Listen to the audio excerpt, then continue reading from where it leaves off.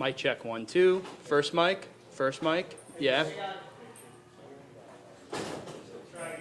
With the first mic. Mic check 1, 2, 3, 4. Everybody good? All right. As long as everybody but Scotty's good, then we're gonna good to go. Scotty, you good? Other mic. Mic 2. I don't know which one McDermott's going to. Anybody else? Good. This mic. Can I just get a general thumbs up, guys? Thank you. Thank you so much. Joe Biscali is here, everybody. Read his work on The Athletic. And on Leading the Charge, WKBW, and WKBW.com. Mic check 1, 2. Scotty, you got me? Feel me? Mic 2, you're good? All right.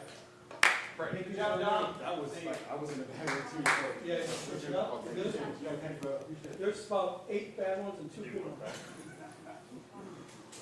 We're getting a new stadium though, so it's okay. I always plug into a four over here and I go my jersey number so early that's first.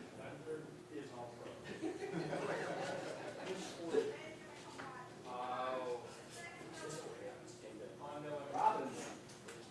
Rob, it's right, that's been Robin.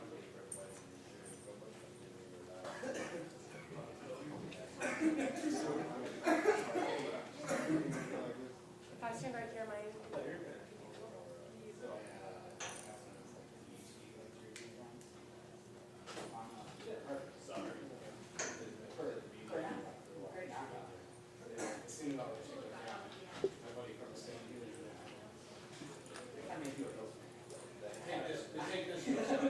I got a jersey for you.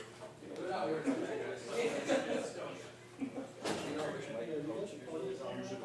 This one right here.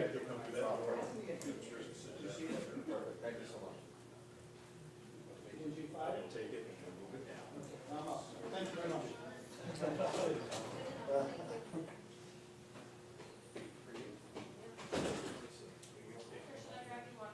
Thank you.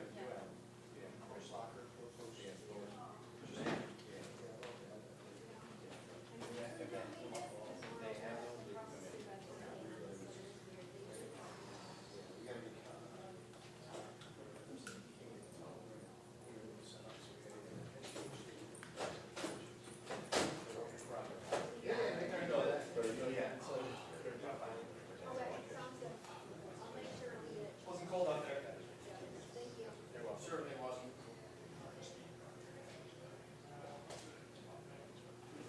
Down there, and then yes, when they are playing, winter's supposed to be cold, and -10. Something like that, yes.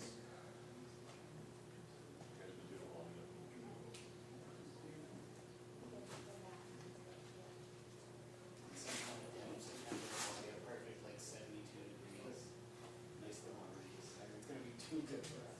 There's been some good, yeah, there's been some good, there's some really good weather games, but this is a random one that I think about a lot. Like, I should have called her, I should have, like, really told her I love her with this kind of weather. Remember the Thursday night game 2 or 3 years ago against the Bucks? Yeah. That night was hot again. That's one material. Think about that game a lot. Perfect nighttime. I have to adjust the camera. Crisp 70, slight breeze, did not come here cold. They call it San Diego weather.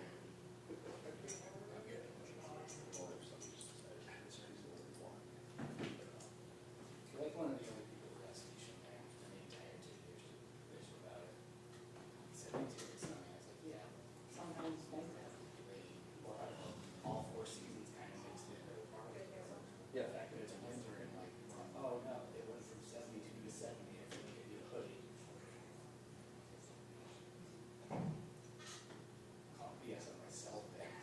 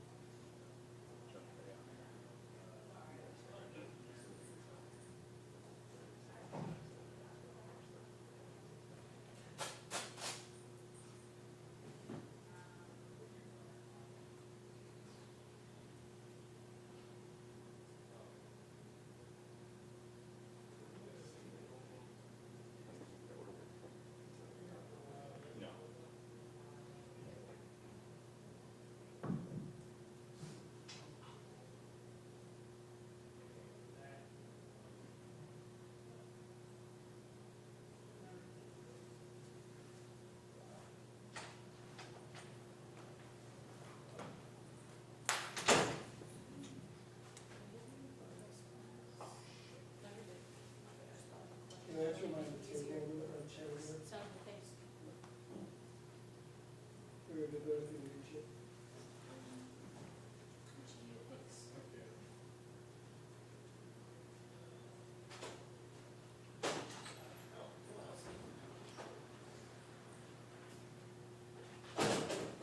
Jeffrey, how you doing, buddy? Good, how are you? Good. Air conditioning nice and that's fine. Mm-hmm. It's fantastic. Your assumptions are correct.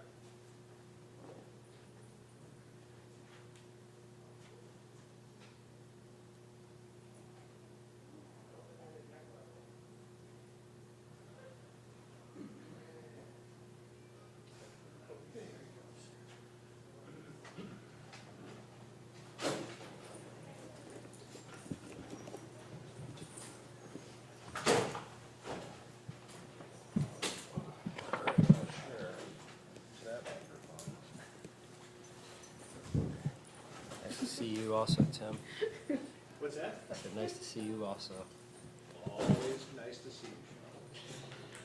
All right, we'll go ahead and get started. You know, a lot of guys got some of their first experience dipping their toe into the NFL for the first time in real live game action, so that was good. Thought the guys fought hard to stay in the game at times and then mount a comeback at the end there. Really appreciate that. That said, there's a lot we can take from this game, both young and old, and coaches and players.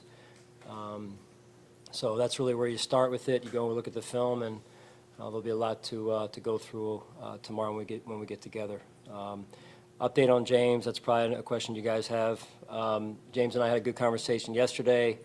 You know, we talked about warming up. He agreed to warm up, but not play due to his situation right now. So that's where we're at. So no change really overall. What is, can you, if you can elaborate on that, if maybe you don't care to, but when you say to not play, is there, what's the compromise there? You just wanted him out there, make sure he was there, or? No, we wanted him to play. I wanted him to play, but I don't really want to, go into it any further. There's really no change at this point in time from what it was going into this weekend and the game today. So, he warmed up, like I said, but at this point, due to his situation and the position he's in, was not willing to play. So that's where we're at. Again, it was a good conversation, but really no change overall. What do you like about how Mitch did getting the start? Yeah, I thought he did some good things, in particular, I think it was the third drive, maybe third or fourth drive there, moving us down the field, got into a good rhythm, made a couple great throws there. Sean, just with James, do you expect him to practice? Yeah, again, let's just move on. We can talk about the guys who played. I think that's the right thing to do and the fair thing to do right now. So James's situation is James's situation, and let's talk about the team. Sean, along the lines of Mitch, Mike had his moments too. How do you assess that backup quarterback race right now? Yeah, no, I think both of those guys did some good things. Both of those guys moved the team down the field, at times, and I'm sure both have some plays that they want back. Just overall, we'll continue to look at it. They'll continue to battle as we get back into practice this week. We just talked to Joey Bosa in the locker room. He said it might have been about 6 years since he played in the preseason. Was it good for you to see him get some snaps in that setting, and did you like what you saw? Yes, we were out there first on defense and had a chance to get off the field on the first third down.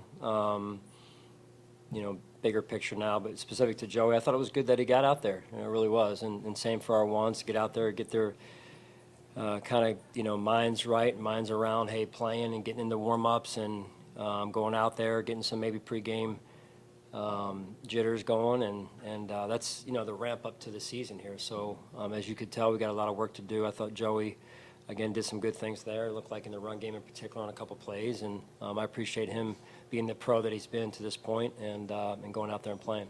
Jordan Hancock has a lot on his plate early due to his versatility today, getting pressure, open field tackling, interception that's negated by a penalty. Yeah. What did you think of his first game? Yeah, it looked good. Again, you really don't know until you watch the film. I'm not out there watching a specific person necessarily, but there's certain guys that you could feel they showed up in the game. You could feel them on special teams, feel them on defense in this case, Jordan being one of them. Why did you have You know, you never know, right? I just feel like, what if it happens in a game? We've been on the other side of it where a team has lost their kicker. I think it was in pregame warmups a few years back. So you kind of make a, you know, mental note of that and saying, hey, what if it happened to us? And, you know, with T-Bass out, even though we signed a kicker, I wanted to see, you know, what it would look like. It's different doing it in practice. We've always practiced it, but the transition, right, the pit stop, we score, Ray's on the sideline, they're, you know, they're hitting his lug nuts with in the pit stop, and we're getting the shoe off and getting the other shoe on. And I think Coach Tabor may have tied his shoe for him, I'm not sure. But it was really good pit stop, and then the execution. So really cool to So watch. 0 to 100% of being practical versus what Yeah. percentage of that was because it's fun? And you're a team Because that it's has fun. done things that you will keep your guys engaged just because it's fun. Well, yeah, I mean, it is fun. I mean, it's fun to see that. I think it's energy producing, and Ray takes a lot of pride in things, right? In particular, playing running back, being a great teammate, and then in this case, you know, kicking. And like, what happens if it does happen? What are we going to do in the middle of a game? Now we're a little bit tested at least. I don't plan on doing it again. This preseason, I think once is enough. I don't want to, you know, him to pull a hamstring or whatever, trying to kick an extra point or a field goal. But it was good for us to do it. When I was on the sideline after, I'm like, okay, how much of it is in fact realistic in a real game? If we had to do it, how quickly let's say Ray scores, right? I mean, that's going to be a challenge to get him all the way back. So we got to come up with another plan, you know, pit stop. Maybe somebody runs the shoe out to him, you know. It's a high school thing, right? Quarterbacks You never kicker know. a lot of time. Right. Yeah. Flexible shoe, what if I was This is like we're filibustering here. We could talk about this all night. It's the preseason. Hey, John, have you done, Yes, that it was, Tim. Hey, jump in whenever you want. Special teams is obviously something we're all paying attention to. Return game. Yeah. Have you made any, we saw who was out there today. Have you made any inroads on what do you think's happening return-wise? You know, we wanted to see a few guys today, really as many of the guys as we could. You know, guys have been back there. There's a number of them, in addition to LaVisca, Codrington, and then, you know, Frank Gore, KJ, Evans has been back, you know, so there's a lot of them, and we're trying to see if we can get through them all and get them all a touch and an opportunity to show us what they got in live action. It's one of the harder things to practice live, right? Full speed is running down on kickoff, and because of the numbers and guys who are healthy, then also, you know, the physicality of the play. So. Would you consider maybe one of your toughest roster decisions is dedicating a position to just a return guy? Because Codrington really last year didn't really help you on defense. He was Right. a return guy. Yeah. Is it hard to create that one roster spot? It is, but we're constantly looking at it because it is increasingly becoming an important spot, right? Because the game, with the rules this year, again, changing, continue to, like you saw the play today, right? Or even, you know, after half, we were discussing this as a staff 2 or 3 days ago. All right, what's the decision before half? Are we going to kick it into the end zone, where it used to be a team would just, they sit on the ball, there's X amount of seconds left, they'll sit on it, ball's at the -20, touchback in the old way, right, or years ago. Now it's at the 35. Now a team may say, hey, okay, we got one play and we're throwing it in the, you know, throwing it in Hail Mary. So the game is constantly changing, and with that, the situations change. And so that play overall, and then in particular the returner, is becoming a really big part of the game. So it's definitely drawing our attention. So along those lines, LaVisca, you seem like you had McDonough, he was the starting kick Yeah. returner. You gave him a punt return, he made a nice play on the two-pointer. I know he started camp hurt, he may be playing a little bit of catch-up, but where do you feel like he's at, and what did you think of those varied roles that he gave today? Right, intentional. We were intentional with that. Coach Tabes, in particular, and then Joe a little bit as well, and just trying to see again, you're talking about, these down the line guys in terms of what they have to be able to do as opposed to, hey, just one spot, one position. It's hard to keep niche players unless they're, really special. So every situation is different, don't get me wrong, but the more you can do, the more you help us out holistically on the roster. And as you said, you referenced LaVisca and playing those, different positions. I think that's important. And, Codrington, we're moving him around on defense and seeing what he can do, as well as, the punt returner spot as well and the kick returner. How about with Shavers?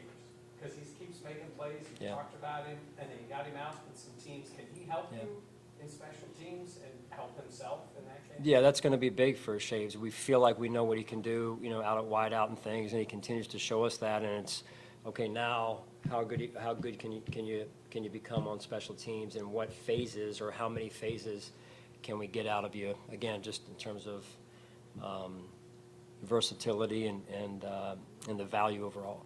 I know you have to look at the film on this. In that fourth down play, the execution pre-snap and post-snap that hammer from Mike White, you talked about the offensive line change of protection. How impressed were you with that entire group and the operation of that? Yeah, huge. I mean, they're not always playing together, right? So to get out there and to be able to execute that and at that level is really impressive, I think, overall, and just proud of the guys. It takes leadership too, right? So who can rally the guys, get them all on the same page. Thought Mike did a good job, Shane as well, and Mitch. I mean, those three guys I thought did some good things in the game. Sean, some of your players over the years have talked about how in preseason you're not necessarily game planning very much for a game. Is there a way to put a number on it? There was 1, you're not doing anything, and 10, you're really, really into the game plan. Where does it fall? How much work are you doing to get ready for the Giants, and how much of it is just looking for individual things from certain players? It probably differs a little bit, within each phase. Offense may do just a little bit more or a little bit less 1 week, but I mean, really we're hovering around 0 and 1, I would say. In particular in the first game, because I'm just a big believer in allowing these young players to play, not have to worry about, the volume of a game plan, and we get a better feel for who they are as football players when we can just watch them react and play fast and not have to think.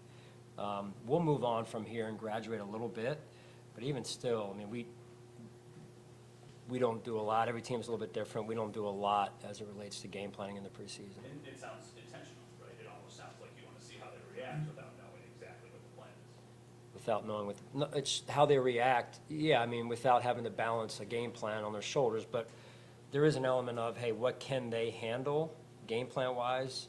And we'll get into that a little bit, like I said, but overall, that's how we do it. It may not be the same for everybody else. I know you guys are super familiar with Curtis Samuel. Availability continues to be kind of one of the storylines with him. How much is he kind of missing out on how much he's been out the last couple of weeks, and what does he have to do in the next couple of weeks kind of games in that? Yeah, I'm excited this week to see who can really get back. I am. I mean, we've had a number of guys kind of in that, just over here, that grouping, and they're working hard. They are, Kurt's one of them. And he knows, and they all know, availability is important, right? It's time to go, and, the season's not far away. So we have a lot to learn from today. Wasn't where it needed to be in a lot of ways. So we've got a lot of work to do, and getting these guys back to put in the work is part of our challenge right now. And so the season's not waiting on us, but we need some of these guys back and back fast. Good? Thank you.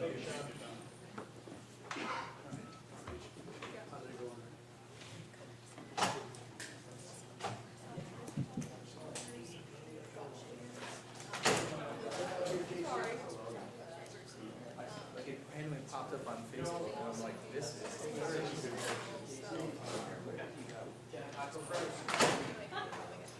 Hey, before you go, I'm gonna need those cards.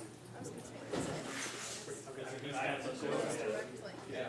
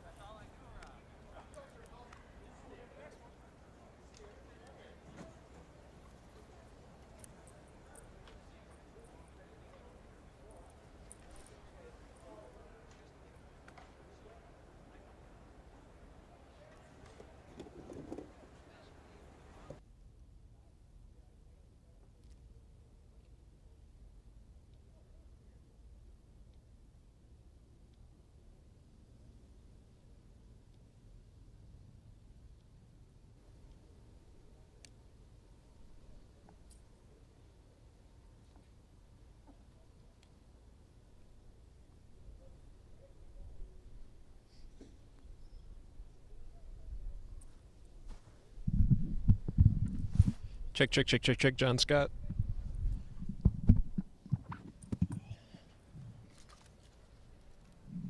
Check.